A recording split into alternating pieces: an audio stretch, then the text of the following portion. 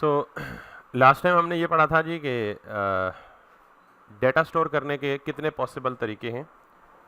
एक हमने कहा था सिंपल वेरिएबल है, फिर हमने कहा था अरे भी है, फिर हमने कहा था ऑब्जेक्ट भी है, फिर हमने कहा था कि object is the most flexible way of actually storing the information of any kind. अगर आपके पास डिफरेंट टाइप्स की इन्फॉर्मेशन हो तो, और रियलिस्टिकली जो हम रियल टाइम डेटा या एंटिटीज़ की बात कर रहे होते हैं उनकी स्टोरेज के लिए, उनकी मैनेजमेंट के लिए हम object is the most suitable way. फिर हमने सेपरेटली फंक्शन भी पढ़ लिया था, और फंक्शन के भी 2-3 एस्पेक्ट्स पढ़े थे कि function that takes no parameter that returns no value, function that takes parameter returns no value, function that takes parameter and returns a value. फिर हमने पढ़ा था कि फंक्शन किस लिए यूज़ होते हैं, फंक्शन रीयूजेबिलिटी, मेंटेनेबिलिटी, मैनेजेबिलिटी और बहुत सारे और ड्राई प्रिंसिपल वगैरह और इस तरह के फंक्शन उसके लिए। फिर हमने ये कहा था कि हम नॉर्मली, बल्कि ये एक एग्जांपल भी की थी और last time this is what we were doing, कि हमारे पास नॉर्मली फंक्शन इस तरह हो सकता है।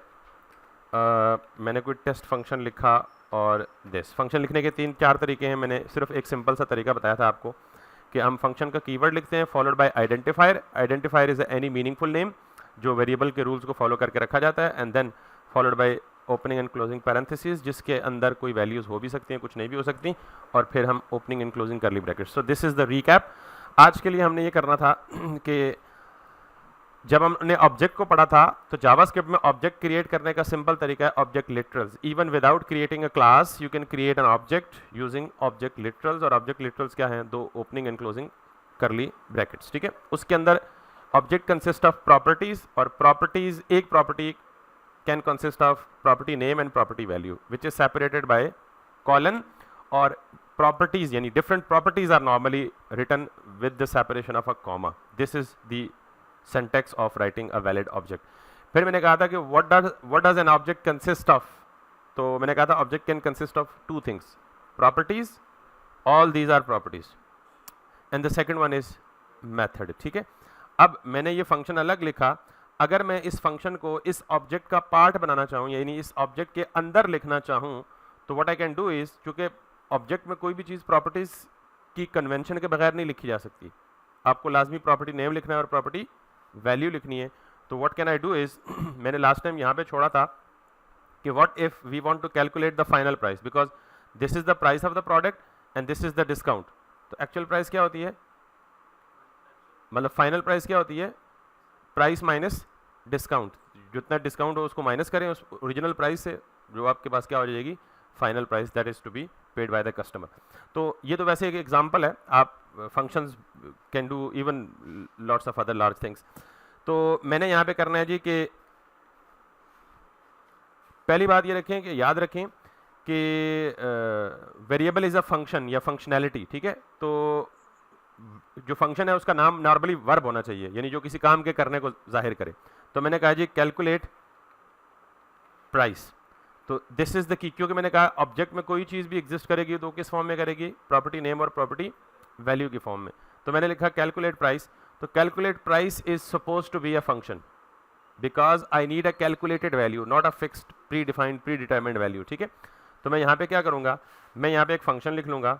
व्हाट, अगर मेरा नॉर्मली जो फंक्शन का सिंटैक्स मैंने पढ़ा है उसको अगर मैं लिखूँ तो मैंने यहाँ पे लिखा फंक्शन। तो ये जो है प्रॉपर्टी नेम है और ये कॉलन के बाद ये क्या है? Property value. ये पहली दफ़ा हुआ है कि मैंने ऑब्जेक्ट में प्रॉपर्टी नेम के आगे जो वैल्यू लिखी है वो बजाय ऑब्जेक्ट अरे स्ट्रिंग नंबर बुलियन लिखने के बजाय क्या लिखा है? फंक्शन लिखा है। दिस कैन बी डन, ये हो सकता है, और फंक्शंस को हम नॉर्मली ऑब्जेक्ट के अंदर इसी तरह लिखते हैं। लेकिन यहाँ एक प्रॉब्लम है, मैंने आपको कहा कि किसी भी फंक्शन को जब आइडेंटिफायर दिया जाता है या किसी भी वेरिएबल को आइडेंटिफायर दिया जाता है तो that should be a unique, यानी एक फंक्शन का एक नाम होना चाहिए। एक फंक्शन के 2 नाम नहीं हो सकते। But if you look at here, ये जो प्रॉपर्टी है ये क्या रिप्रेजेंट कर रही है? फंक्शन को रिप्रेजेंट कर रही है ना। तो इसका मतलब है कि ये जो राइट साइड पे फंक्शन है इसका आइडेंटिफायर कौन है? ये calculate price, and this is again another identifier for the same function. तो यानी ये कैल जो, क्योंकि ये नॉर्मली फंक्शन लिखने का तरीका तो ये था ना एक्चुअली जो हमने यहाँ पढ़ा, ये फंक्शन का कीवर्ड फॉलोड बाय आइडेंटिफायर। तो इसका मतलब है कि अगर मैं इस तरह फंक्शन लिखूंगा तो I am giving 2 names to the same function. कौन कौन सा? एक मैंने कैलकुलेट प्राइस दिया है और दूसरा मैंने क्या दिया है, कैल दिया है। तो जब इस तरह का सिनेरियो हो तो आप याद रखिएगा कि आप नॉर्मली फंक्शन को फंक्शन का कीवर्ड भी नहीं देते और फंक्शन का नाम भी नहीं देते। And now this is called as, अगर मैं सिर्फ फंक्शन का कीवर्ड हटा दूं, किसी भी फंक्शन को डिफाइन करते वक्त फंक्शन का कीवर्ड हटा दूं, तो इस फंक्शन को क्या कहते हैं, एनोनिमस फंक्शन। ऐसा फंक्शन जिसका कोई नाम नहीं है। अगर यहां पे आप सेपरेटली समझना चाहते हैं तो ये देख लें, ये क्या बन गया अब, एनोनिमस फंक्शन। एनोनिमस फंक्शन का मतलब है कि ऐसा फंक्शन, ये टेस्ट तो नाम था ना, फंक्शन कीवर्ड था उसको बनाने के लिए, तो जिसका कोई नाम नहीं है। तो अब ऐसा फंक्शन जिसका कोई नाम ही नहीं है तो उसको कॉल कैसे करेंगे? ठीक है, ये फंक्शन यूजफुल है, anonymous function call back function के तौर पे इस्तेमाल होता है, जब कॉल बैक पढ़ाऊंगा तब। लेकिन अभी जब एक फंक्शन है ही एनोनिमस तो उसे कॉल कैसे करेंगे? तो इसके लिए फिर हम क्या करते हैं, ऐसे फंक्शंस को हम किसी वेरिएबल में सेव कर लेते हैं। क्लियर होगी बात? या फिर आप इसको यूं भी कर सकते हैं। ये सारी कन्वेंशन जो है वो पॉसिबल है। क्लियर? तो अगर मैं इसको कोई नाम नहीं देता और इसे कॉल करना होता है तो फिर इसको हम let a equals to this कर देते हैं। अब याद रखिएगा कि जब हम फंक्शन को आइडेंटिफायर भी नहीं देते, फंक्शन को नेम भी नहीं देते, तो हम नॉर्मली फंक्शन की पैरेंथेसिस के बगैर एक छोटा सा एरो लगाते हैं। नाउ दिस इज कॉल्ड, और this has become arrow function. Function की parenthesis brackets, arrow function, sorry arrow symbol और opening and closing curly brackets, this has become arrow function. और चूंकि ये एनोनिमस है, मतलब इसका कोई नाम नहीं है, तो इसको हम कैसे यूज करते हैं, किसी वेरिएबल में सेव करके। ठीक है, ए इसलिए दे रहा है कि गालिबन ए नाम का कोई हमने वेरिएबल ऊपर डिक्लेयर किया होगा, ये तो रीडिक्लेरेशन पे एरर दे रहा है कि हम सेम नाम के दो वेरिएबल्स नहीं रख सकते, so you can give it any name like test, there is no error. लेकिन अब ये आइडेंटिफायर तो हमें इसलिए देने की जरूरत पड़ी कि फंक्शन का कोई नाम नहीं था।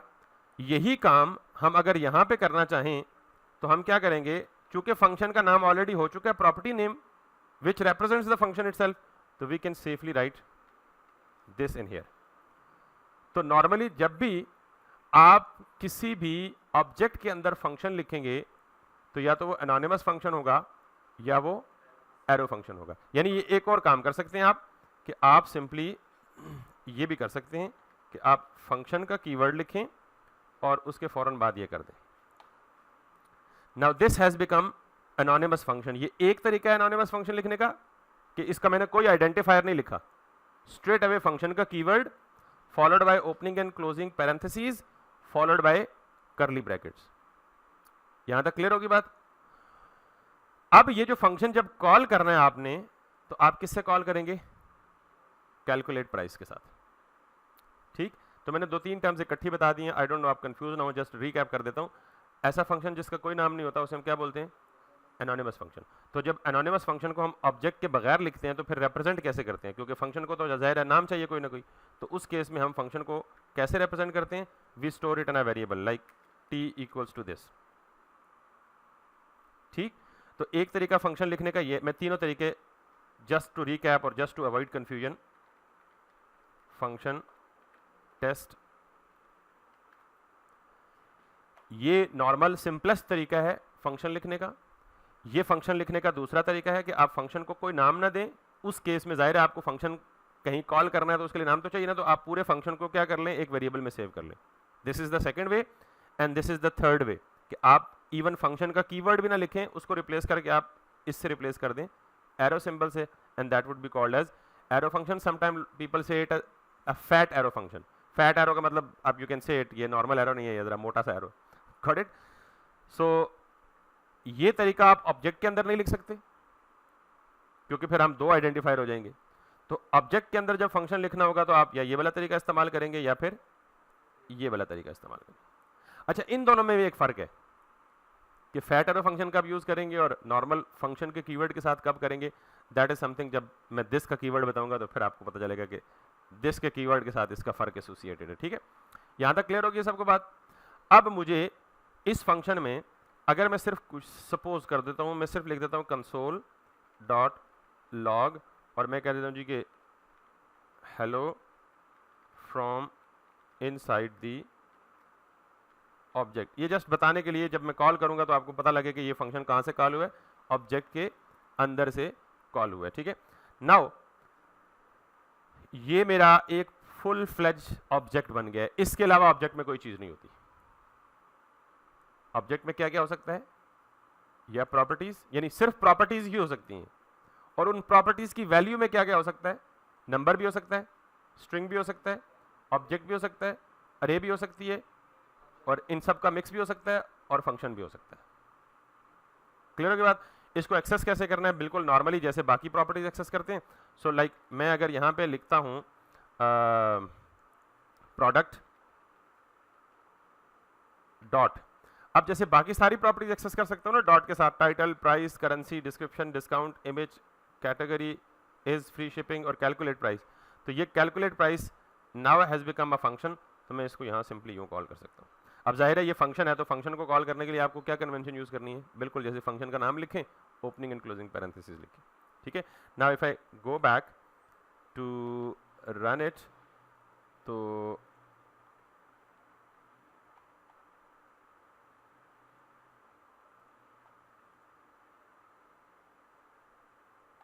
अब ये क्या दे रहा है, सिंटैक्स एरर। अच्छा, एरर लाजमी पढ़ लिया करें, उसमें कुछ ना कुछ वैलिड इन्फॉर्मेशन होती है। कहते हैं test has already been declared, इसका मतलब है मैंने टेस्ट नाम के दो फंक्शन डिक्लेयर किए हैं। सेम नाम के दो फंक्शन या सेम नाम के दो वेरिएबल्स एक ही स्कोप में नहीं हो सकते। Scope is something that will obviously come later. तो ये भी टेस्ट है, और ऊपर भी कहीं गालिबन टेस्ट नाम का फंक्शन लिखा होगा, या कोई टेस्ट नाम का वेरिएबल पड़ा होगा या मौजूद होगा, ठीक है। I don't know where is that. Okay, एक ये है और एक ये, ठीक है। तो दो आइडेंटिफायर सेम नाम के नहीं हो सकते। So let me remove that part here, और अब देखें hello from inside the object. So what it is calling the calculate price, a function that is placed inside the object which is person. तो अब अगर मुझे आप ये बता दें कि कंसोल डॉट लॉग, तो अब आपको ये समझ लगी है कि कंसोल क्या है और लॉग क्या है, उसके अंदर पड़ा एक मेथड। तो हमने एग्जैक्ट ये चीज अपनी बना ली, प्रोडक्ट क्या है, object, but this is our own object, और इसके अंदर पड़ा हुआ कैलकुलेट प्राइस क्या है। तो इसका मतलब यह है कि कंसोल भी इसी तरह का एक ऑब्जेक्ट होगा जिसमें बाकी बहुत सारी प्रॉपर्टीज होंगी और बहुत सारे फंक्शंस होंगे। हमें जो फंक्शन चाहिए उसमें से हम वो लिख लें या निकाल लें।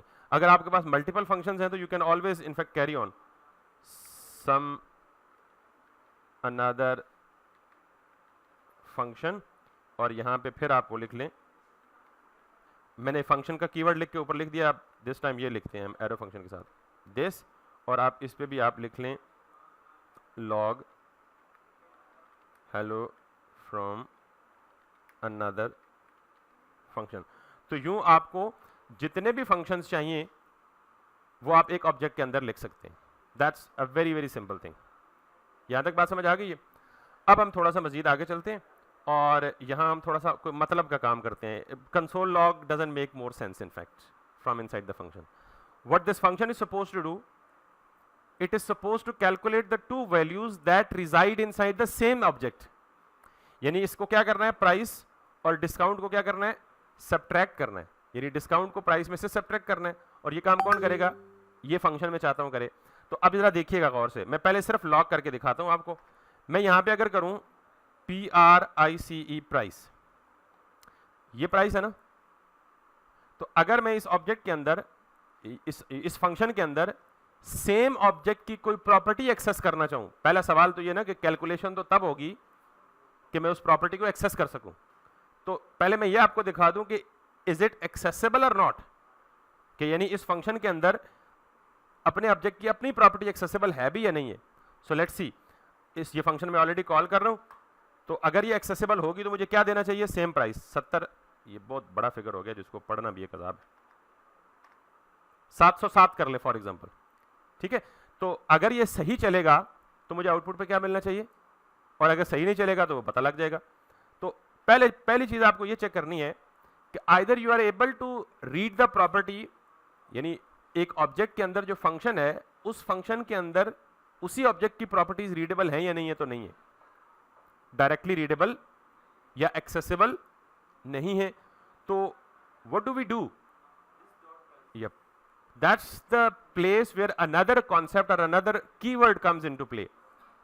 क्योंकि नॉर्मली जो लोग जिन्होंने ऑब्जेक्ट ओरिएंटेड विद जावा या सी प्लस प्लस में सवाल पूछा तो वहाँ दिस का कॉन्सेप्ट यानी वो पूछ रहे थे जी कि उस जावा ऑब्जेक्ट ओरिएंटेड में इस ऑब्जेक्ट ओरिएंटेड में क्या फ़र्क है, तो एक और फ़र्क ये आ गया कि दिस का कीवर्ड वहाँ थोड़ा सा डिफरेंटली बिहेव करता है, यहाँ थोड़ा सा डिफरेंटली बिहेव करता है। अच्छा, दिस क्या है basically?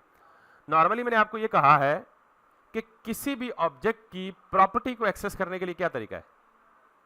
Dot operator, object name followed by dot operator. तो मुझे बताएं कि इस ऑब्जेक्ट का नाम क्या है? प्रोडक्ट है ना।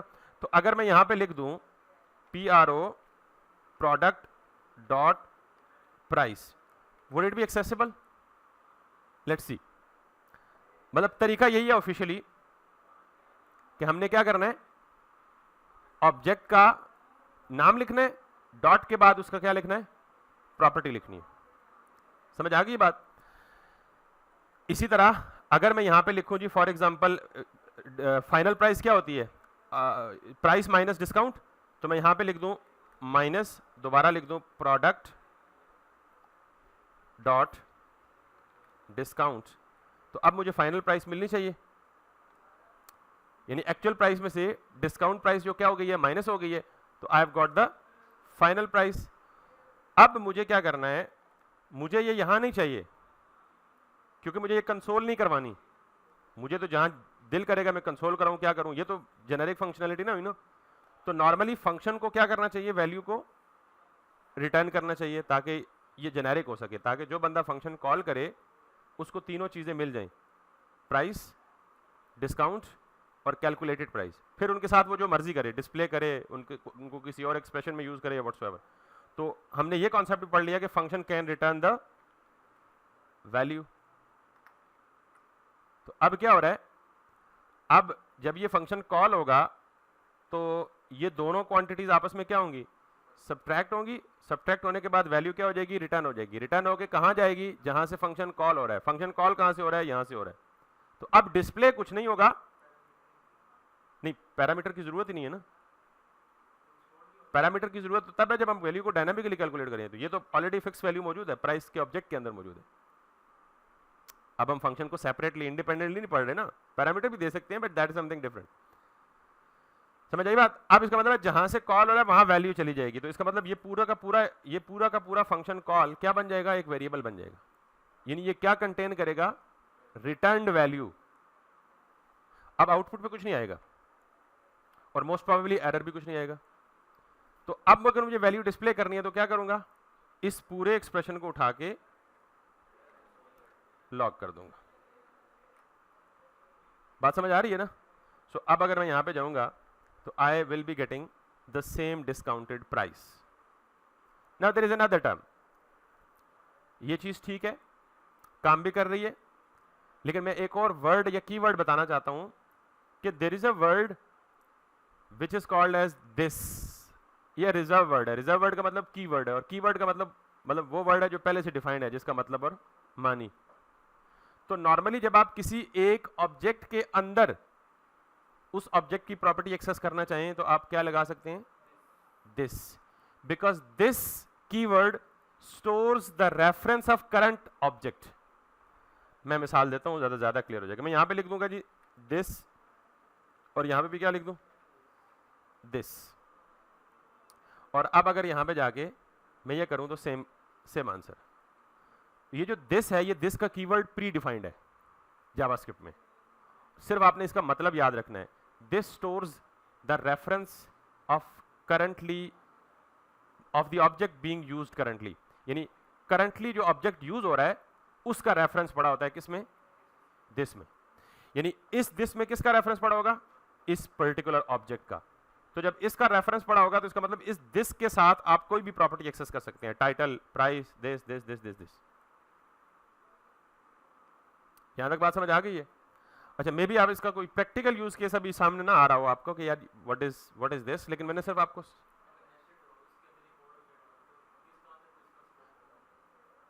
किसके अंदर एक और ऑब्जेक्ट हो तो दिस का स्कोप तो प्रॉपर्टी से रिलेटेड है ना। अगर इस इमेज के आगे एक ऑब्जेक्ट हो तो आप दिस डॉट इमेज करेंगे तो वो उस पूरे ऑब्जेक्ट को रेफर करेगा।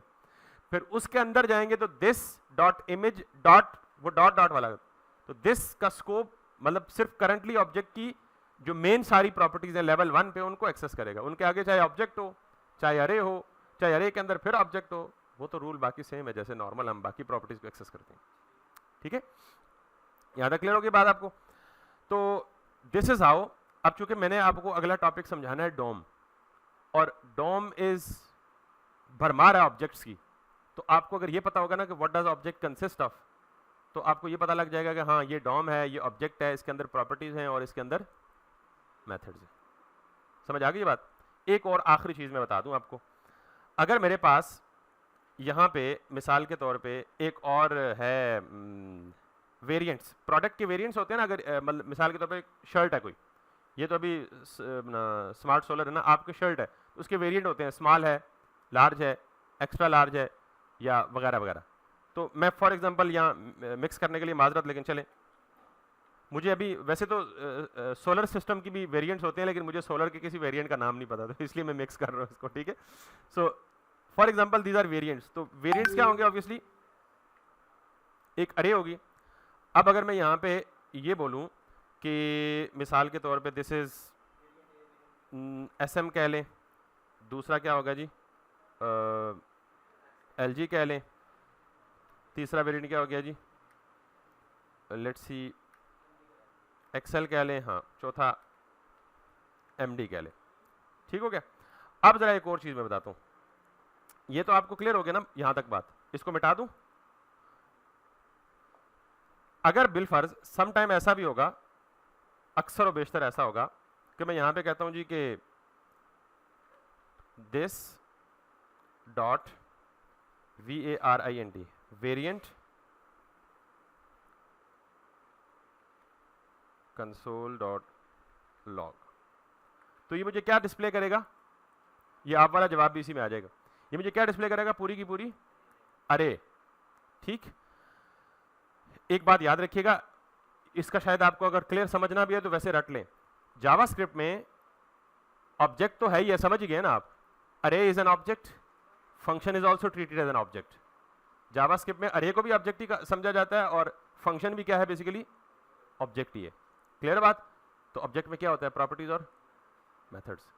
अरे is an object, function is also an object. कहीं लेटर ऑन जाके इसको जस्टिफाई करूंगा और प्रूफ भी करूंगा। तो अभी उस सेंस में देखिएगा, मैंने कहा दिस डॉट वेरिएंट, ठीक है, और मैं करता हूं जी कि फॉर एग्जांपल यहां पे प्रोडक्ट डॉट कैलकुलेट प्राइस। तो आपके ख्याल में मुझे अरे डिस्प्ले होनी चाहिए ना, तो आप सबका ख्याल जो जो ये सोच रहे हैं वो दोस्त होगा। मुझे क्या डिस्प्ले हुआ है? अरे डिस्प्ले हुई है। अगर मैं इसके साथ ये कर दूं डॉट लेंथ, तो ये जो डॉट लेंथ है ये क्या है? मुझे कोई बताएगा? 4 आया ना मेरे पास सर प्रॉपर्टी है किसकी? सर, ये इसकी एरे की। अरे की। एरे बेसिकली ऑब्जेक्ट है ना, तो ऑब्जेक्ट की property. That's great, you got it right जी। फिजिकल में आप बता दें, ये अरे में प्रॉपर्टीज रिजाइड करती हैं?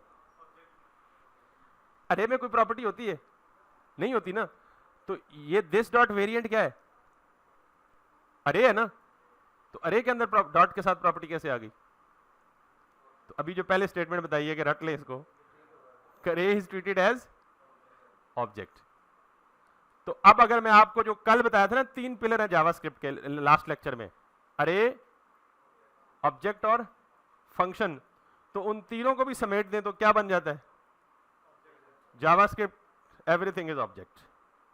तो इसका मतलब सबसे स्ट्रॉन्ग पिलर कौन है जावास्क्रिप्ट में? अब समझ आ गई है कि ऑब्जेक्ट में इतना ज्यादा टाइम क्यों लगाया मैंने।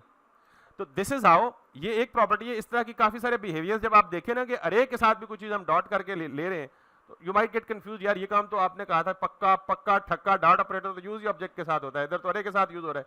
तो बिकॉज अरे इज एन ऑब्जेक्ट इंटरनली। ठीक होगी बात? And function is also an object. Clear होगी बात? एनीवेज, तो चलें जी, हम ये बहुत हो गया मेरे ख्याल में ऑब्जेक्ट का बिहेवियर। अब हम डॉम पे समझते हैं, और इस ये जितने कॉन्सेप्ट ऑब्जेक्ट के पढ़े हैं इनको हम सिमुलेट करते हैं या मैच या कंपेयर या टैली करते हैं किसके साथ? डॉम के साथ। तो मैं इन सारों को कमेंट कर देता हूँ, मिटाता नहीं हूँ क्योंकि शायद हमें ये रेफरेंस के लिए दोबारा से इस्तेमाल में आए हमारे। तो अच्छा, डॉम है क्या भला? मैं इस इसको भी डिलीट कर देता हूँ, जो सिंपल है, सिर्फ ऑब्जेक्ट को रखता हूँ ताकि मैं उसको रेफरेंस के तौर पे बता सकूँ आपको कि what I am talking about. इसको भी डिलीट कर दें। So let's talk about the डोम।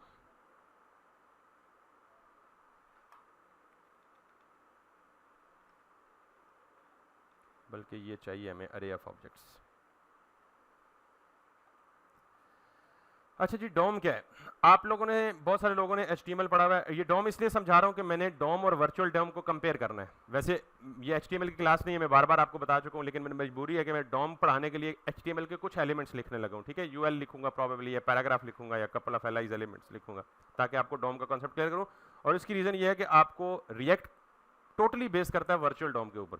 तो पहले आपको एक्चुअल डोम समझ आएगा, तो फिर आपको वर्चुअल डोम समझ आएगा। और एक्चुअल डोम समझने के लिए आपको क्या चाहिए? ऑब्जेक्ट चाहिए। ऑब्जेक्ट समझने के लिए ऑब्जेक्ट की उसका कंप्लीट स्ट्रक्चर, इंटरनल स्ट्रक्चर, तो वो सारा कुछ हम क्लियर कर चुके हैं। Now it's a good time actually to talk about the dome.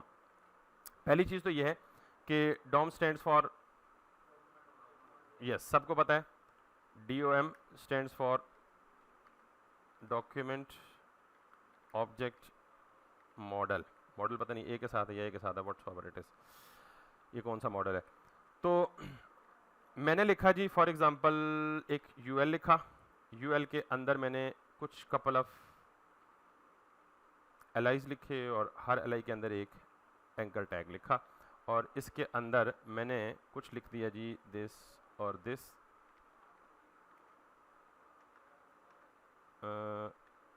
This कुछ ये लिख दिया। ठीक है, और आउटपुट पे ऑब्वियसली बिल्कुल यू कैन सी इट के इट्स स्ट्रेट अवे 3 एलिमेंट्स मेरे पास आ गए। अब ये मेरा HTML का डॉक्यूमेंट है। अच्छा, आपको डॉक्यूमेंट और व्यू पोर्ट में तो फर्क पता होगा सबको। जिनको नहीं पता मैं बड़ा क्विकली बता देता हूँ कि डॉक्यूमेंट बेसिकली अगर इस पेज पे स्क्रॉल हो ना, या यूँ समझ लें कि ये जो करंटली व्यूएबल एरिया है इसको हम व्यू पोर्ट बोलते हैं। यहाँ से यहाँ तक जितने एरिया पे जो करंटली एक्टिव स्क्रीन का एरिया आपको नजर आ रहा होता है, अगर इसमें स्क्रॉल हो तो आप टॉप से बॉटम तक स्क्रॉल करके उस पूरे को कंसिडर करें तो वो पूरा क्या कहलाएगा? एक डॉक्यूमेंट कहलाएगा। बाय द वे, डॉक्यूमेंट हम जावास्क्रिप्ट के टर्म में कहते हैं। ठीक है, डॉक्यूमेंट क्या कहते हैं हम? ज्यादातर हम डॉक्यूमेंट का लफ्ज किस कॉन्टेक्स्ट में इस्तेमाल कर रहे होते हैं? जावास्क्रिप्ट के कॉन्टेक्स्ट में इस्तेमाल कर रहे होते हैं। बहरहाल ये थोड़ा सा डिफरेंस जिस बंदे को समझना है। अगर मैं, बल्कि whenever this HTML page gets rendered into the browser, ये हमेशा याद रखिएगा, ऐसे ही होता है। कोई भी ब्राउजर हो, क्रोम हो, मोजिला फायरफॉक्स हो, सफारी हो, ओपरा मेन्यू हो, इंटरनेट एक्सप्लोरर हो, एज हो, कुछ भी हो, whenever HTML code gets rendered into the browser, all the tags are converted into the document, all the tags are converted into the objects. I repeat, whenever this HTML gets rendered in the browser converts all of them into the objects. समझ आ गई ये बात? तो एक बात तो ये है कि आपको ऑब्जेक्ट बनाने की जरूरत नहीं है, अनलेस कि आपकी कोई कस्टमाइज जरूरत ना हो। सारे के सारे ऑब्जेक्ट्स में, सारे के सारे टैग्स को ऑब्जेक्ट्स में कौन कन्वर्ट करेगा? ब्राउजर कन्वर्ट करेगा। अब when browser converts all the tags into the objects, they make a tree like structure, they make a tree like structure which is called as DOM. समझ आ गई या नहीं आई? तो यूं समझ लें कि DOM is a collection of a hierarchical structure of the objects. DOM consists of hierarchical structure of objects. hierarchical का मतलब क्या है? पेरेंट चाइल्ड की फॉर्म में डेफिनेटली ये रेंडर करता है। अगर आपको मजीद इसको पिक्टोरियली देखना है तो आप इसको यूं देख लें कि आप सिंपली यहाँ पे DOM लिखें, और DOM लिखने के बाद आप सिंपली इमेज पे क्लिक करें, तो आप यहाँ पे अगर कोई भी वैसे इमेज उठा सकते हैं, हर एक डिफरेंट लेवल पे है। तो आप यहाँ पे अगर देखें, फॉर एग्जाम्पल इसको देख लें, तो मैंने क्या कहा कि whenever HTML code gets rendered into the browser, या when browser renders the HTML into itself, it converts all the tags into the objects. और वो objects क्या होता है? ट्री लाइक स्ट्रक्चर होता है, hierarchical स्ट्रक्चर होता है, और उन ऑब्जेक्ट के इस स्ट्रक्चर को एक पूरा मॉडल कहते हैं। क्या कहते हैं? एक पूरा मॉडल कहते हैं। तो अब आप अंदाजा लगा लें कि जो बीच वाला O है डॉम के, O फॉर और D फॉर, तो डॉक्यूमेंट ऑब्जेक्ट का मतलब पूरे डॉक्यूमेंट में जितने ऑब्जेक्ट्स हैं they combine to make a model. Model basically structure को ही कहते हैं ना, एक लेआउट को ही बोल रहे होते हैं ना, जैसे एक बड़ी सी बिल्डिंग है उसका आपने कोई छोटा सा मॉडल कहीं बनाना है, तो व्हाट इज इट, उस एक्चुअल का। तो बेसिकली ये एक ऑब्जेक्ट्स का मॉडल नजर आ रहा है आपको सामने। इसमें सबसे जद्दे अमजद रूट ऑब्जेक्ट कौन सा है, डॉक्यूमेंट, उसके आगे कौन सा है, HTML कौन सा है, हेडर बॉडी, फिर टाइटल, फिर टेक्स्ट, फिर P, फिर टेक्स्ट, फिर UL, फिर LI और टेक्स्ट टेक्स्ट टेक्स्ट। यहां तक बात समझ आ गई है? इस पूरे डॉक्यूमेंट के स्ट्रक्चर के अंदर दो चीजें याद रख ले, दो तरह के नोड्स होते हैं, ये सारे के सारे क्या है, नोड्स हैं। ये एक नोड है, ये एक नोड है, ये एक नोड है, ये एक नोड है, ये एक नोड है, ये एक नोड है, ये एक नोड है। इन सबको क्या कहते हैं, नोड कहते हैं। नोड्स दो तरह के होते हैं, एक को हम कहते हैं एलिमेंट नोड और एक को हम कहते हैं टेक्स्ट नोड। एक को हम क्या कहते हैं, बस बहुत ज्यादा डेप्थ टर्मिनोलॉजी में नहीं जाऊंगा क्योंकि जावास्क्रिप्ट इटसेल्फ एक समंदर है, मतलब उसमें जिस पासे घुस जाओ तो बंदा निकलने का रास्ता ही नहीं मिलता इसलिए हमने सिर्फ उतना ही पढ़ना है जितना हमें डॉम, वर्चुअल डॉम के कंपैरिजन के लिए यूज हो सके। तो हर एक नोड है, नोड की दो टाइप्स हैं, टेक्स्ट नोड और एलिमेंट नोड। एलिमेंट नोड का मतलब जो नोड टैग्स की फॉर्म में होता है ना, ये एलिमेंट नोड है। यूएल क्या है, एलिमेंट नोड है क्योंकि ये HTML का एलिमेंट है विच इज टैग। एलिमेंट का डेफिनेशन वो टैग होता है नॉर्मली। ये क्या है, एलिमेंट नोड है। ये क्या है, एलिमेंट नोड है। ये क्या है, टेक्स्ट नोड है। सिंपल, जो टैग्स के अंदर टेक्स्ट लिखा होता है उसे हम क्या कहते हैं, टेक्स्ट नोड कहते हैं। और जहां पे कोई नोड खत्म हो जाता है, नहीं उसके आगे कोई ब्रांच नहीं होती, तो उसे हम क्या कहते हैं, नॉर्मली लीफ कहते हैं, जैसे दरख्तों का सबसे एंड वाला वो terminal point sort of thing. यहां तक ये बात समझ आ गई है? अब नॉर्मली जरा मैं आपको दिखाता हूं, ये सारे के सारे ऑब्जेक्ट्स का पेरेंट कौन है, डॉक्यूमेंट है। तो इसका मतलब everything that is rendered on to the HTML page is the child of document. इससे ऊपर भी होता है, मैं जब अमजद के लफ्ज़ नहीं इस्तेमाल करना चाहता बिकॉज वो कैपिटल ओ वाला ऑब्जेक्ट होता है जिसका लास्ट टाइम में जिक्र भी किया था। इससे ऊपर भी ऑब्जेक्ट होते हैं बराबर। तो अगर मैं इस ब्राउजर में सिर्फ लिखता हूं DOCUM डॉक्यूमेंट, तो इसका मतलब मैं एंटर करूं, इस डॉक्यूमेंट के अंदर क्या पड़ा हुआ है, सब कुछ HTML से स्टार्ट हो रहा है। Can you see this, document के अंदर क्या पड़ा हुआ है। अब नॉर्मली ये है कि आप इस डॉक्यूमेंट के रेफरेंस से पूरे के पूरे ट्री में से जो मर्जी एलिमेंट पकड़ना चाहें, एक्सेस करना चाहें, वो एक्सेस कर सकते हैं। अब मैंने आपको कहा कि ऑब्जेक्ट, डॉक्यूमेंट एक ऑब्जेक्ट है ना, तो ऑब्जेक्ट के अंदर क्या क्या होता है, मेथड और प्रॉपर्टीज, दैट्स गुड। अब जरा देखिएगा, मैं इसको जरा फास्ट फॉरवर्ड करने लगा हूं सारी चीजों को क्योंकि हम टाइम ज्यादा नहीं ले जाते। मैं अगर यहां पे सिर्फ ये कर दूं, इसको दे दूं एक ID और ID दे दूं UL टेस्ट, कुछ भी दे दे, ठीक।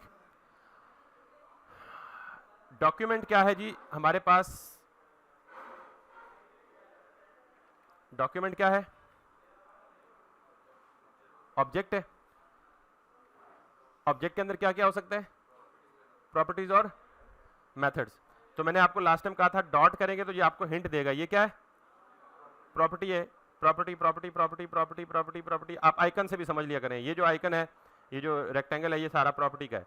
ये जो है स्क्वायर क्यूबिक शेप है, ये बेसिकली क्या है, मेथड है। ये क्यूबिक शेप ऊपर देख लें क्या लिखा हुआ है, और इस मेथड की पूरी एक्सप्लेनेशन करता क्या है, क्यों है ये, किस काम के लिए, पर्पस क्या है, वगैरह वगैरह सब कुछ। बहरहाल method method property method method, ये पीछे क्यूब और अपना इसको क्या कहते हैं, ये जो इसे रेक्टेंगल नहीं बोलते ना, इसको मजे का नाम है, क्यूबॉइड कह सकते हैं, ठीक है। तो क्यूब चारों साइड्स उसकी मतलब 6 साइड सेम होती हैं और क्यूबॉइड की मेरे ख्याल में सारी साइड सेम नहीं होती, ठीक है। एनीवेज, तो आप इस शेप से भी याद रख लें। तो मैं अगर एक फंक्शन लिखूं गेट एलिमेंट बाय ID, अच्छा मुझे बताएं, डॉक्यूमेंट ऑब्जेक्ट है तो साथ डॉट के साथ क्या लिखा हुआ है, क्या है सर, मेथड है, अभी तक प्रॉपर्टी है, ठीक है। मेथड कब है, हालांकि है मेथड है, मैं जस्ट आपका वो कंसेप्ट पक्का करने के लिए। तो ये क्या है, मेथड है। अच्छा नॉर्मली मैंने आपको कहा कि जावास्क्रिप्ट में जितने भी मेथड, अच्छा मेथड क्यों है, फंक्शन क्यों नहीं है, डॉक्यूमेंट के साथ एसोसिएटेड है। Very nice very nice, online जिस बच्चे ने जवाब दिया और आपने भी ठीक दिया कि मेथड इसलिए है कि ये फंक्शन नॉर्मली अगर ये ऑब्जेक्ट के साथ एसोसिएटेड ना होता तो ये क्या कहलाता है, फंक्शन होता। Now it has been associated with the object, और ऑब्जेक्ट कौन सा है, document, it is called a, तो फंक्शन और मेथड में फर्क भी समझ आ गया आपको, ये भी उधार था पिछला। तो एनीवेज, अब जब आप कोई भी मेथड लिखेंगे तो अब मैं लफ्ज मेथड ही बोलूंगा, फंक्शन अगर मैं बोल भी जाऊं तो मुझे करेक्ट कीजिएगा। आपको ये हिंट बताएगा कि यार ये कितने पैरामीटर्स लेता है, ठीक है, कितने पैरामीटर्स इसको पास किए जा सकते हैं। तो लास्ट टाइम हमने ये फंक्शन भी पढ़ा था ना कि फंक्शन कैन टेक पैरामीटर या you can pass parameters to the function, कितने, 1 2 3 4 5 6। अगर कोई फंक्शन आपने डिफाइन किया, यूजर डिफाइंड फंक्शन, तो उसमें ये भी आप ही डिफाइन करेंगे कि ये कितने पैरामीटर्स लेगा। लेकिन ये फंक्शन हमने डिफाइन नहीं किया, ये किसका फंक्शन है, बिल्ट इन ऑब्जेक्ट का फंक्शन है, ये मेथड है। तो बिल्ट इन फंक्शन का मेथड भी क्या है, बिल्ट इन है। तो उसके अंदर जो पैरामीटर उसने लेने हैं वो भी क्या है। भाई आप यहाँ से अगर ग्राइंडर लेते हैं मशीन, तो उसके साथ वो बुकलेट में बताते हैं ये क्या क्या पीसेगा, पत्थर नहीं डाल देने बीच में, ठीक है। तो इसका मतलब है जब मशीन लेते हैं तो पता होता है कि उसका इनपुट क्या है और उसका आउटपुट क्या है। जब कोई बिल्ट इन फंक्शन यूज करते हैं तो पता होना चाहिए कि इसका इनपुट क्या है और ये आउटपुट क्या देगा। Got it. तो इसका मतलब ये आपको हिंट दे रहा है कि ये क्या लेगा आपको, एलिमेंट आईडी। अब मुझे बताएं एलिमेंट किसको बोलते हैं, किसी भी टैग को एलिमेंट बोलते हैं। अभी बोला नहीं है एलिमेंट नोड और टेक्स्ट नोड, तो टेक्स्ट नोड और एलिमेंट नोड में फर्क क्या है भाई। एलिमेंट नोड वो होता है जो टैग्स की फॉर्म में होता है, टेक्स्ट नोड वो है जो टैगलेस होता है, मतलब आई मीन सिंपल टेक्स्ट होता है। तो ये क्या लेगा, एलिमेंट आईडी। तो अगर आपने गौर किया तो मैंने चालाकी से यहां पहले फौरन से आईडी दे दी है, बिकॉज आई न्यू कि मैं इस एलिमेंट को टारगेट करने लगा हूं, किधर, जावास्क्रिप्ट में जाके। ठीक होगी बात। तो अब अगर मैं यहां पे ये लिखूं, अच्छा जब भी ये चीज लिखी हो ना, कोई भी नाम लिखा हो और कॉलन के साथ ये लिखा हो या स्ट्रिंग लिखा हो या इंट हो, तो ये आपको सिर्फ टाइप बता रहा है, डेटा टाइप बता रहा है। कह रहा है कि ये जो आईडी लिखेंगे ना आप, वो कोई नंबर की फॉर्म में नहीं हो सकती, वो बुलियन की फॉर्म में नहीं हो सकती, वो ऑब्जेक्ट की फॉर्म में नहीं हो सकती, वो अरे की फॉर्म में नहीं हो सकती। अब मैं जब मैं ऑब्जेक्ट बोलूं तो अरे बीच में ही आ गया। वो कोई फंक्शन नहीं हो सकता। वो क्या हो सकता है, ये उसने खुद बता दिया, ये हिंट होता है कि जी आईडी किस फॉर्म में होगी, स्ट्रिंग की फॉर्म में होगी। तो स्ट्रिंग की कैसे लिखते हैं, सिंगल या डबल कोट्स में लिखते हैं ना। और एलिमेंट की आईडी कहां से देखेंगे, जो आपने यहां पे एलिमेंट लिखा है, यूएल टेस्ट के नाम से मैं यहां पे आईडी लिखूं और ये लिखूं, ठीक होगी बात। तो अब अगर मैं इस पूरी चीज को कंसोल कर दूं, console.log, और ये कर दूं, तो मुझे क्या मिलेगा, वो यूएल क्या मिलेगा, यूएल। अच्छा मैं इसको यूं करने के बजाय एक और काम कर देता हूं,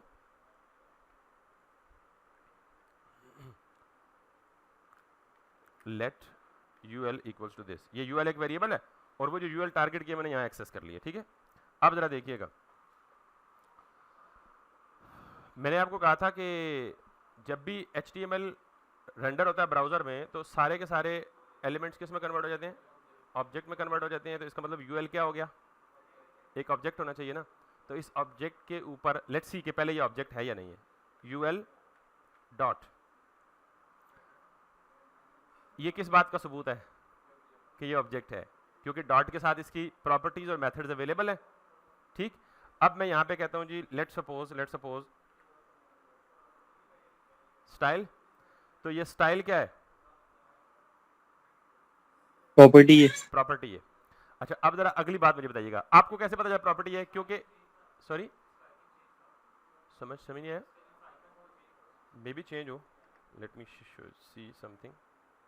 नहीं चेंज है यार, क्यों डरा रहा है खुदा के बाद।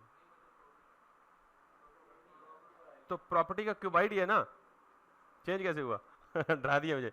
एनीवेज, तो यूएल डॉट स्टाइल, यूएल क्या है, किसका, डॉम का।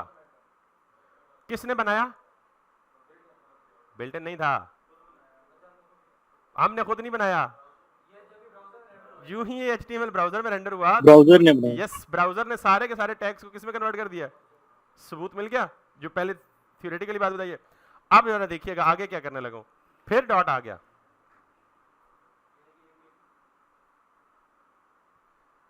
अच्छा मैं बताता हूं जरा पहले, जब एक ऑब्जेक्ट को डॉट करके उसकी प्रॉपर्टी एक्सेस करें और फिर आगे डॉट लगाएं तो क्या होता है, सर ये भी एक ऑब्जेक्ट है ना, स्टाइल।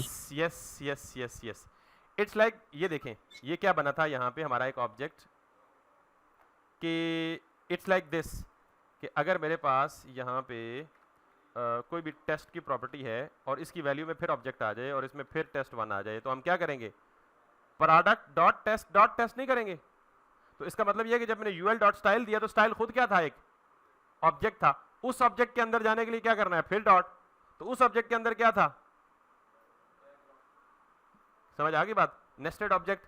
तो इसीलिए मैंने ऑब्जेक्ट के ऊपर इतना कॉम्प्रिहेंसिव टाइम लगाया कि आपको पता चले कि नेस्टेड ऑब्जेक्ट क्या है उसके अंदर। अच्छा, अगर मैं इसके अंदर भी जाना चाहूं, अभी तो मुझे नहीं पता, बैकग्राउंड कलर वैसे ऑब्जेक्ट नहीं है, सिंपल प्रॉपर्टी है, लेकिन अगर इसके अंदर भी ऑब्जेक्ट होता तो फिर डॉट करके फिर उसके अंदर जाता।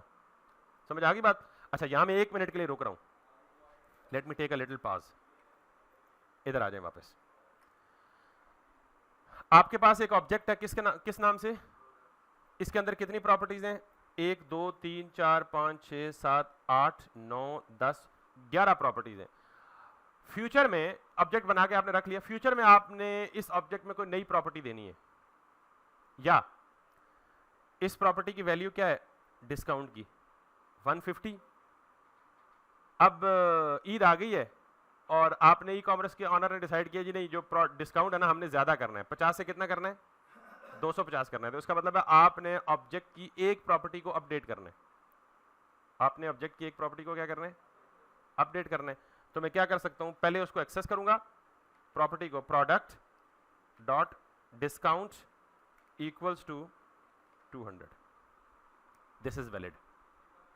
कि आप किसी भी ऑब्जेक्ट की एक इंडिविजुअल प्रॉपर्टी को एक्सेस करके उसको क्या कर सकते हैं, अपडेट कर सकते हैं। क्या कर सकते हैं, अपडेट कर सकते हैं। ये बात समझ आ गई है, किसी को कंफ्यूजन तो नहीं है। अब जरा यहां वापस आ जाए, यहां पे हम रुके थे। मैंने कहा जी कि ul.style.background color और इधर जाके मैं इक्वल टू देता हूं क्या, red. What I am doing, वो जो ऊपर अभी तरीका बता गए हैं, यूएल एक ऑब्जेक्ट था, उसकी एक प्रॉपर्टी थी स्टाइल, उसकी वैल्यू में ऑब्जेक्ट था, उस ऑब्जेक्ट के अंदर फिर एक प्रॉपर्टी थी जिसका नाम था बैकग्राउंड कलर, उसकी बैकग्राउंड की एग्जिस्टिंग वैल्यू कुछ नहीं थी, मैंने अपडेट कर दी, अपडेट करके क्या दे दी, red they the. Let's see, ओह ये टेस्ट 1 ऊपर से एरर दे रहा है, यहां से ये मैंने पूरा नहीं किया इसलिए। बात समझ आ गई है। अब जिसको ये बात समझ आ गई है वो जावास्क्रिप्ट में रहते हुए CSS का कोई स्टाइल भी चेंज कर सकता है, because this style is an object, और इस स्टाइल के ऑब्जेक्ट के अंदर जो प्रॉपर्टीज हैं वो पूरी की पूरी CSS की प्रॉपर्टीज अवेलेबल है, जितनी CSS की प्रॉपर्टीज आपने पढ़ी है। समझ आ गई या नहीं आई समझ? यानी ये स्टाइल का ऑब्जेक्ट इतना बड़ा है कि पूरी CSS की प्रॉपर्टीज किस में मौजूद है, सिर्फ एक स्टाइल के ऑब्जेक्ट में मौजूद है। और स्टाइल का ऑब्जेक्ट किस में मौजूद है, ये किससे एसोसिएट हो सकता है, किसी भी डॉम के ऑब्जेक्ट से। तो आपको पूरा डॉम का बिहेवियर समझ आ गया कि अब आप पूरे डॉम के किसी भी ऑब्जेक्ट को एक्सेस करके उसके साथ कुछ भी कर सकते हो।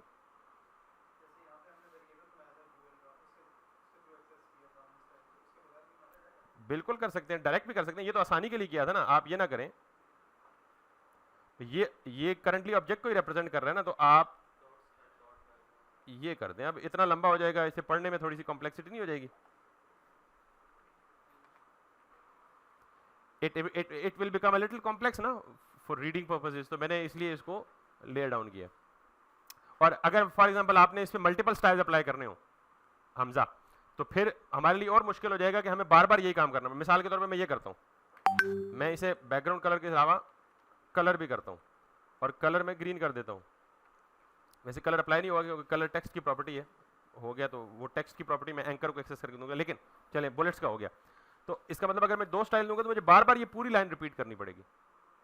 अगर वो वेरिएबल वाली टर्म यूज करूंगा तो सिर्फ यूएल लिखूंगा, एक ही दफा उसको साइन कर दूंगा। तो ये बेनिफिशियल है, इट्स ऑलवेज बेनिफिशियल कि आप ऑब्जेक्ट का रेफरेंस कहीं स्टोर कर लें और फिर उस रेफरेंस से आप डिफरेंट चीज़ों को मैनिपुलेट करें। तो भाई लोगों, ये आपको समझ आ गई है कि डॉम कैसे काम करता है। तो अब आपने अंदाज़ा लगा लेना है कि पूरा का पूरा डॉम, इसके साथ आप कुछ भी कर सकते हैं। और ये जो आपको ऑब्जेक्ट, फिर उसके अंदर प्रॉपर्टी, फिर उसके अंदर नेस्टेड ऑब्जेक्ट, फिर उसके अंदर ऑब्जेक्ट, फिर उसके अंदर ऑब्जेक्ट, आप जितना मर्जी डेप्थ में जा सकते हैं। This is all about DOM, not all about obviously, मतलब जितना हमने करना है या करना चाहिए हमें उतना हमने कर लिया।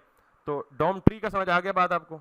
अब वर्चुअल डॉम की तरफ थोड़ा सा आए आगे, या एक और कॉन्सेप्ट है, हम एक कॉल बैक पढ़ लेते हैं, फंक्शन कॉल बैक क्या होता है, और उसके लिए हम इवेंट लिसनर्स पढ़ लेते हैं क्योंकि इवेंट लिसनर्स हमें बहुत सारे काम आएंगे। ठीक है, एक बात याद रखिएगा कि जब भी आप जावास्क्रिप्ट में ना किसी भी आपको पता है कि आप ऑब्जेक्ट की प्रॉपर्टी में जैसे इज फ्री शिपिंग है तो आप कोई स्पेशल सिंबल इस्तेमाल नहीं कर सकते। समझ आ गई बात? किसी भी वेरिएबल या फंक्शन के नेम में या किसी भी ऑब्जेक्ट की प्रॉपर्टी नेम में कोई स्पेशल वर्ड या कीवर्ड इस्तेमाल, तो अभी मैंने हाइफन लगाया तो उसने एरर दे दिया। दैट्स वाई जब आप CSS में बैकग्राउंड अप्लाई करते हैं, बैकग्राउंड कलर तो ये होता है, ऐसे ही होता है ना। लेकिन जावास्क्रिप्ट में आप CSS की जितनी प्रॉपर्टीज भी आप जावास्क्रिप्ट में लिखेंगे आप कैमल केस में कन्वर्ट करेंगे मल्टी वर्ड प्रॉपर्टीज को। Background colour if these are 2 words तो बैकग्राउंड लोअर केस और कलर का फर्स्ट लेटर कैपिटल। समझ आई बात? बस ये कन्वेंशन याद रखनी है आपने, बाकी सब कुछ सेम। अच्छा, विद दैट थिंग सेड अब हम एक और कॉन्सेप्ट पढ़ते हैं। हमने फंक्शंस तो पढ़ लिए ना, अब उन फंक्शंस को भी थोड़ा सा। अच्छा, एक और बात देखिएगा, मैं यहां पे एक बटन बनाता हूं।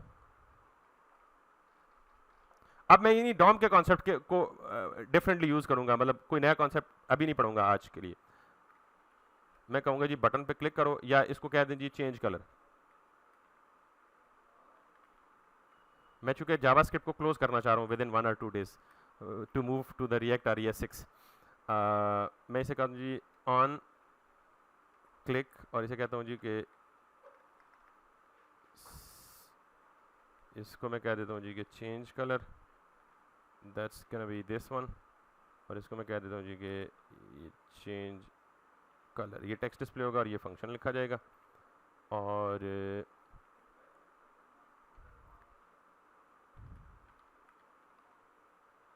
Function this this this. अच्छा, नॉर्मली मैंने कहा था जब आप कोई फंक्शन डिफाइन करेंगे तो वो फंक्शन उस वक्त तक एग्जीक्यूट नहीं होगा जब तक उसे कॉल नहीं करेंगे।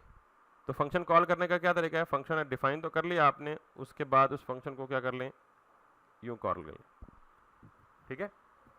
लेकिन फंक्शन को कॉल करने का ये तरीका है कि आप फंक्शन को जावास्क्रिप्ट में लिखे गए फंक्शन को HTML के अंदर भी कॉल कर सकते हैं, ठीक। तो उसके लिए एक कॉन्सेप्ट है इवेंट लिसनर का, कि जब भी आपने HTML में जावास्क्रिप्ट का कोई फंक्शन कॉल करना हो तो नॉर्मली अगर आपने डायरेक्टली कॉल करना हो तो फिर तो आप डॉक्यूमेंट के लोड में डाल दें। हमने क्लिक पे कॉल करना है। फॉर एग्जांपल हम ये चाहते हैं कि हमने एक बटन बनाया है, हम इस बटन पे क्लिक करें तो कोई फंक्शन चल जाए। कौन सा फंक्शन चल जाए? चेंज कलर वाला। अभी हम क्या कर रहे हैं कि जो ही हमने डॉक्यूमेंट लोड किया तो ये सारा का सारा जो UL है इसका बैकग्राउंड ऑटोमेटिकली चेंज हो गया, क्योंकि जाहिर है जब वो लाइन चलेगी तो हम ये नहीं चाहते। हम चाहते हैं कि जब हम क्लिक करें तब कलर चेंज हो। तो हम सिंपली क्या करेंगे, हमने एक फंक्शन बनाया चेंज कलर, और ये फंक्शन का फ़ायदा भी है एक, और ये जो काम है ना हमने ये किया है, इसको हमने कट किया और कहाँ लिख दिया, फंक्शन के अंदर लिख दिया। Now what will do is कि अब नॉर्मली कोई ग्रीन स्क्रीन नहीं होगा, क्योंकि अब ये बैकग्राउंड कलर वाली लाइनें तब चलेंगी जब ये फंक्शन कॉल होगा। और ये फंक्शन कब कॉल होगा? ये बटन पे क्या होगा? क्लिक होगा। This is the very simple way. अब अगर मैं यहाँ क्लिक करूँ तो वो काम हो गया। फंक्शन का एक फ़ायदा ये भी है कि आप फंक्शन को जब ऑन डिमांड कॉल करें, मतलब डायरेक्ट एग्जीक्यूट ना करें किसी चीज़ को। जो चीज़ मैं बताना चाह रहा हूँ वो कुछ और है, वो ये है कि डॉम के साथ एक और कॉन्सेप्ट बड़ा इंपॉर्टेंट है और एसोसिएटेड है, और वो कॉन्सेप्ट है जावास्क्रिप्ट का, बड़ा इंपॉर्टेंट है, इवेंट से रिलेटेड। और इवेंट्स क्या होते हैं और इवेंट हैंडलर्स या इवेंट लिसनर्स क्या होते हैं, ज़रा उसके बारे में थोड़ा सा मैं आपको जस्ट वेरी क्विकली बता दूं। कोई भी आप एक्शन वेब पेज पे परफॉर्म करते हैं ना, वो एक इवेंट है। आप किसी भी वेब पेज पे एक्शन, कौन कौन से एक्शन परफॉर्म कर सकते हैं? या तो आप माउस के साथ कोई एक्शन परफॉर्म कर सकते हैं, या आप कीबोर्ड की कीज़ के साथ कोई एक्शन परफॉर्म कर सकते हैं, या पेज के लोड होने पे कोई फंक्शन परफॉर्म कर सकते हैं, या अगर कोई फॉर्म है, HTML का फॉर्म है, तो उसके अंदर जो टेक्स्ट बॉक्सेस हैं या चेक बॉक्सेस हैं, उनके बिहेवियर पे या उनके चेंज पे कोई एक्शन परफॉर्म कर सकते हैं। तो इसका मतलब है एक वेब पेज पे आप बहुत तरह से एक्शन परफॉर्म कर सकते हैं। तो हर एक्शन को हम क्या बोलते हैं? एक जावास्क्रिप्ट की जुबान में एक इवेंट बोलते हैं। क्या बोलते हैं? मिसाल के तौर पे अगर मैंने यहाँ पे राइट क्लिक किया तो ये राइट क्लिक क्या है? एक। लेफ्ट क्लिक किया तो वो भी क्या है? एक स्क्रॉल अप किया वो भी एक इवेंट है, स्क्रॉल डाउन किया वो भी एक इवेंट है, कीबोर्ड से की प्रेस की इवेंट है, की रिलीज की इवेंट है, ठीक है। और इसी तरह अगर यहाँ पे कोई मतलब इनपुट फील्ड होती तो मैं उसमें कुछ चेंज करता तो वो भी क्या था, एक इवेंट था, वगैरह वगैरह। तो इवेंट का मतलब any action that you perform on the web page. अब हमने क्या करना होता है, हमने उन इवेंट्स को ग्रैब करके या लिसन करके उनके अगेंस्ट कोई फंक्शनैलिटी परफॉर्म करनी होती है जावास्क्रिप्ट में। ये बहुत कॉमन है। तो कुछ कॉमन मैं इवेंट लिसनर्स या इवेंट हैंडलर्स आपको बता देता हूँ, या इवेंट्स, और उनको कैसे हैंडल करते हैं बाकी आप खुद ही समझ जाएंगे जो जो इवेंट आपको चाहिए हुआ। कॉमन क्या है, एक क्लिक है, डबल क्लिक है, ऑन माउस यानी माउस ओवर है, माउस लीव है, वगैरह वगैरह। तो एक तरीका तो ये है कि आपने जब इवेंट हैंडल करना हो तो आप सिंपली ऑन, ये सारे इवेंट्स हैं जो ऑन के साथ लिखे हुए हैं, पीछे सब के ऑन हटा दें तो इवेंट के नेम बन जाते हैं। यानी अबॉर्ट इवेंट है, ब्लर इवेंट है, कैन प्ले इवेंट है, can play through, can click event है। तो ऑन लगा दें तो ये जो ऑन क्लिक है ये इवेंट हैंडलर बन जाएगा। तो ये तरीका इतना वैलिड नहीं है जावास्क्रिप्ट में इवेंट हैंडलिंग के लिए, क्योंकि आप HTML में ही जावास्क्रिप्ट लिख रहे होते हैं। तो तरीका क्या है कि अब मैं क्या करूंगा, इस फंक्शन को कब कॉल करूंगा, लेट्स सी। मैंने यहां पे लिखा जी मिसाल के तौर पे, सबसे पहले let btn equals to document dot get element by id, और ये id क्या है जी, btn। तो ये btn क्या है, अच्छा वेरिएबल का नाम है। अब मैं कहूँ अरबाब क्या है, बंदा है ना। असल चीज तो वो होती है जो वेरिएबल के अंदर पड़ी होती है। तो btn क्या है सर? ऑब्जेक्ट है। वेरिएबल। ये वेरिएबल तो है ही है डेफिनेटली, लेकिन इसकी वैल्यू बताएं, ऑब्जेक्ट है। ऑनलाइन आपने ठीक बताया, btn क्या है, ऑब्जेक्ट है। आपको कैसे पता लगा ऑब्जेक्ट है? सर क्योंकि आपने खुद ही बताया कि हर यस, टैग रेंडर होके नहीं ऑब्जेक्ट आपने बन जाता इंटरव्यू है। में ये नहीं बताना ना कि हमें सर ने बताया था, आपने ये बताना है कि ये डॉम जी जी। डॉम का एक पर्टिकुलर एलिमेंट एक्सेस हो रहा है। तो चूंकि डॉम का एलिमेंट एक्सेस हो रहा है तो डॉम में जितने एलिमेंट्स हैं वो सारे क्या हैं, ऑब्जेक्ट्स ही हैं, दैट्स इट। तो ये get element by ID DOM का एलिमेंट एक्सेस हो रहा है ना, that's why it is an object. तो अब मुझे बताएं कि इस ऑब्जेक्ट के अंदर क्या क्या चीजें होंगी, प्रॉपर्टीज और मेथड। तो मैं अगर btn लिखूं, डॉट ऐड लिखूं, तो ऐड से रिलेटेड जितने इवेंट्स आएंगे, तो ये लिखा हुआ है ऐड इवेंट लिसनर। अब मुझे ये बताएं, यहां से देख के आप तो हिंट्स में आप आदी हो गए हो ना, ये क्या है, मेथड है। मैंने लिखा जी मेथड, तो मेथड कैसे आता है, ब्रैकेट्स के साथ आता है। ये क्या है, एक, दो, तीन, चार, तकरीबन 4 पैरामीटर लेता है, लेकिन सारे मैंडेटरी नहीं है, कुछ ऑप्शनल भी हैं। ये इवेंट लिसनर क्या करता है, मैंने अभी बोला है आपको कि जब भी आप कोई एक्शन परफॉर्म करते हैं ना तो एक इवेंट जनरेट होता है। क्या होता है, एक इवेंट जनरेट होता है। अब मैं ये चाहता हूं कि मैं उस इवेंट को लिसन करूं और उस इवेंट के जब भी वो इवेंट लिसन हो तो उसके अगेंस्ट कोई फंक्शनैलिटी परफॉर्म हो जाए। ठीक होगी बात। तो इवेंट्स की मुख्तलिफ टाइप्स हैं जो मैंने आपको बताई हैं। तो मैं कहता हूं जी कि ये जो बटन है ये लिसन करे, क्या, क्लिक को लिसन करे। ये जो बटन है इसके साथ एक लिसनर लगा दो और वो लिसन, क्या लिसन करे, क्लिक इवेंट को लिसन करेगी। जब भी क्लिक हो इस बटन के ऊपर जिसके साथ ये लिसनर एसोसिएटेड है तो क्या करो, ये नॉर्मली एक और बड़ा इंपॉर्टेंट कॉन्सेप्ट आपको समझ आने लगा है।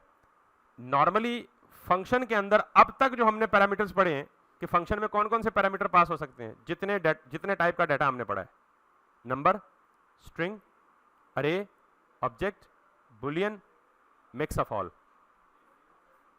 समझ आइए बात। तो हमने अभी तक पढ़ा है कि किसी फंक्शन में दूसरा फंक्शन बतौर पैरामीटर पास हो सकता है, नहीं पढ़ा ना। ये तो पढ़ा ना कि फंक्शन में ऑब्जेक्ट पास हो सकता है, तो फंक्शन ऑब्जेक्ट नहीं है ना। तो इसका मतलब ये है कि हम एक फंक्शन में बतौर पैरामीटर दूसरा फंक्शन भी पास कर सकते हैं। और एक बात याद रखिएगा कि जब भी किसी फंक्शन के पैरामीटर में दूसरा फंक्शन पास हो रहा हो तो उसे हम कहते हैं कॉल बैक फंक्शन। उसे हम क्या कहते हैं, कॉल बैक फंक्शन। यहां से आपकी इब्तदा हो रही है एसिंक्रोनस प्रोग्रामिंग की।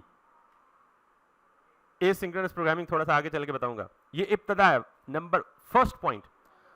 पहला रट्टा तो ये लगा ले कि जब भी किसी फंक्शन में कोई दूसरा फंक्शन बतौर पैरामीटर पास होगा तो उसे हम क्या कहेंगे, कॉल बैक फंक्शन। अब जरा गौर से सुनिएगा, मेरे पास ये फंक्शन है चेंज कलर, और मैं इसको यहां पे लिख देता हूं यू। समझ आ गई ये बात? अभी मैं इसके साथ राउंड ब्रैकेट्स नहीं लगा रहा, पैरेंथेसिस। नॉर्मली जब मैं फंक्शन को कॉल करता हूं तो क्या करता हूं, पैरेंथेसिस लगाता हूं। ठीक है, लगा दूं ना लगा दूं दोनों में वेरी वेरी बारी बारी बताऊंगा कि क्या फर्क पड़ता है। अगर मैं लगा दूं जैसे नॉर्मल फंक्शन कॉल करते हैं तो फिर क्या होगा, इस रेड कलर ने अप्लाई होने के लिए क्लिक का वेट ही नहीं किया, वो फंक्शन डायरेक्ट एग्जीक्यूट हो गया। वो फंक्शन क्या हो गया, डायरेक्ट एग्जीक्यूट हो गया। नॉर्मली दो तीन चीजें याद रखिएगा इकट्ठी। पहली चीज यह कि जब हम किसी फंक्शन में कोई दूसरा फंक्शन बतौर पैरामीटर पास करते हैं तो इसे हम कहते हैं क्या, कॉल बैक फंक्शन। क्या कहते हैं? अब आपको पता है कि ये चेंज कलर क्या है, एक फंक्शन का नाम है, और वो फंक्शन यहां पे क्या है, डिफाइन हुआ है। तो कॉल बैक फंक्शन में पहली बात ये याद रखेंगे कि कॉल बैक फंक्शन को कॉल करने का तरीका वो नहीं है जो नॉर्मली कॉल होती है फंक्शन की।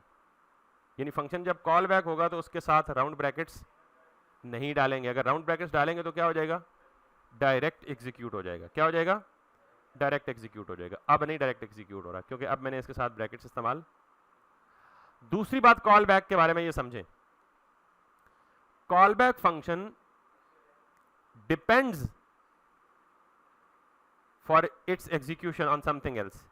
कि call back execution, call back function अपने चलने के लिए किसी दूसरे एक्शन का मुंतजिर होता है, इसीलिए इसको कॉल बैक कहा जाता है। कॉल बैक का मतलब यह है, पंजाबी में अपनी जुबान में ये समझें कि यहां रुको, wait till I call you back, when I call you back then start execution. समझ आ गई बात? इसका मतलब यह है कि ऐड इवेंट लिसनर हमेशा एटलीस्ट दो पैरामीटर्स लाजमी लेगा। कौन कौन से? एक तो इवेंट की टाइप और दूसरा कॉल बैक फंक्शन। अब ये कहेगा ये कि यार वेट अंटिल क्लिक हैपन्स, किस पर? जिसके साथ लिसनर एसोसिएटेड है, बटन पर। Wait until click happens on the button, whenever click happens then execute this one. तो नॉर्मली ये होता है कि call back functions never execute immediately, they normally wait for some other happening. समझ आ गई ये बात? और कॉल बैक को इस तरह लिखते हैं ऐड इवेंट लिसनर में। अभी तक आपने ये पढ़ा था कि नॉर्मली हम जितनी भी स्टेटमेंट्स लिखते हैं वो सीक्वेंस में एग्जीक्यूट होती हैं, वन बाय वन एग्जीक्यूट होती हैं। कोई स्टेटमेंट दूसरी को बाईपास नहीं करती अनलेस कोई कंडीशनल फ्लो ना हो, इफ एल्स ना लगा हो या फंक्शन ना हो। तो अब हम ये पहली दफा पढ़ा है कि नॉर्मली जब ये लाइन एग्जीक्यूट होगी तो इसके बाद किसकी बारी है, इस लाइन की। तो इसके अंदर फंक्शन कॉल है तो क्या होना चाहिए, डायरेक्ट फंक्शन कॉल एग्जीक्यूट होनी चाहिए, लेकिन ऐसा हो नहीं रहा because of the call back function. तो ये काइंड ऑफ हमने वो जो सिंक्रोनस बिहेवियर है ना, पहले सिंक्रोनस को समझ लें, एसिंक्रोनस की जब बारी आएगी तो तब। सिंक्रोनस का मतलब ये है कि प्रोग्रामिंग की, एक प्रोग्राम की स्टेटमेंट जिस ऑर्डर में आ रही है उसी ऑर्डर में वो क्या हो, एग्जीक्यूट हो। फंक्शन कॉल्स जिस ऑर्डर में आ रही हैं उसी ऑर्डर में सारे फंक्शंस क्या हो, एग्जीक्यूट हो। मिसाल के तौर पे अगर मैं इस चेंज कलर को